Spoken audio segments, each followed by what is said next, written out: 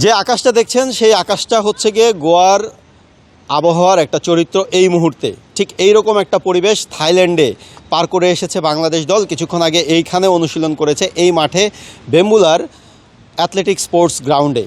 তো সেই মাঠে অনুশীলনের আদ্যপান্ত নিশ্চিতভাবে আপনাদেরকে জানাবো। তার আগে একটু বলে রাখি, সাফে এবার বাংলাদেশ যদি টাইটেল জিততে পারে সেটা হবে থার্ড টাইটেল এবং পরপর 3 বার, যা কিনা হবে ইতিহাস। যদি হয় তাহলে বাংলাদেশের জন্য দারুণ কিছু হবে।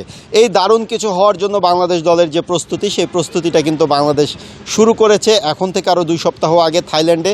এবং সেখানে কোন জায়গায় ট্রেনিং করেছে, ম্যানচেস্টার সিটি কিংবা ম্যানচেস্টার ইউনাইটেড যেই গ্রাউন্ডে ট্রেনিং করে সেখানে কিন্তু আফিদা, শামসুন্নাহার, তারা ট্রেনিং করে এসছে। এবং সেখান থেকে ট্রেনিং করে এসে এই গ্রাউন্ডে যখন ট্রেনিং করতে এসছে তখনই কিন্তু একটা বড় বিপত্তি বাধে। কারণ বিপত্তিটা কি, এই ট্রেনিং গ্রাউন্ডটা আসলে বাংলাদেশ দলের পছন্দ হয়নি, পছন্দ না হওয়ার মতোই একটা ট্রেনিং গ্রাউন্ড। কারণ যেই ট্রেনিং গ্রাউন্ডে বাংলাদেশ দল ট্রেনিং করেছে এখানে বাংলাদেশ দলের প্লেয়ারদের ইনজুরি হওয়ার সম্ভাবনা খুবই প্রবল।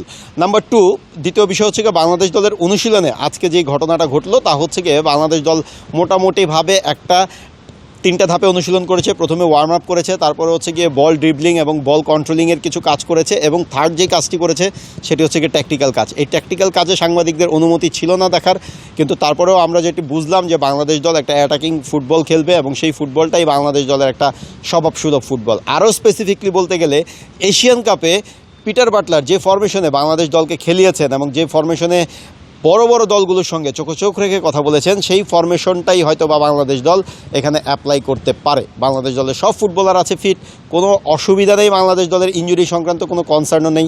সব কিছু মিলিয়ে একটা কম্প্যাক্ট একটা দল এই মুহূর্তে বাংলাদেশ।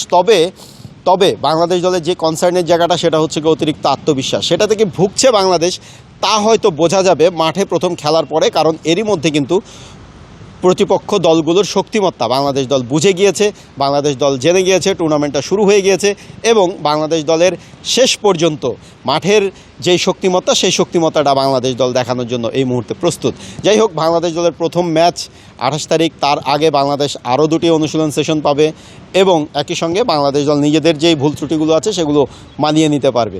তো ভারতের গোয়ায় সাফ চ্যাম্পিয়নশিপের এবারের আসরটা একটু ভিন্ন আমেজেই হচ্ছে।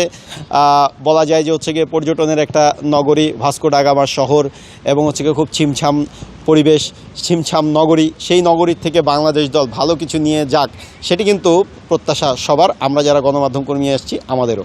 তো এবারের সাফ চ্যাম্পিয়নশিপের গোয়া থেকে সব তথ্য জানাবো আমি মাহফুজুল ইসলাম।